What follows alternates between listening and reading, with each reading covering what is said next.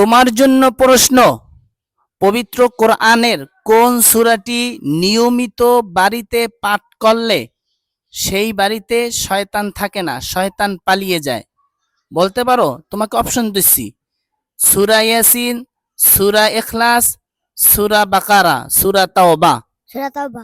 সূরা তাওবা না, তোমারটি হয়নি। আচ্ছা, তুমি বলতে পারো কোন বাড়িতে নিয়মিত পাঠ করলে ওই বাড়িতে শয়তান থাকে না, শয়তান পালিয়ে যায়? সূরাটি বলতে পারো? সূরা বাকারা, সূরা তাওবা, সূরা ইয়াসিন। সূরা ইয়াসিন। সূরা ইয়াসিন না, তোমারটি হয়নি। আচ্ছা, তুমি বলতে পারো যে কোন বাড়িতে নিয়মিত পবিত্র কোরআনের কোন সূরাটি পাঠ করলে শয়তান সেই বাড়িতে থাকে না, পালিয়ে যায়?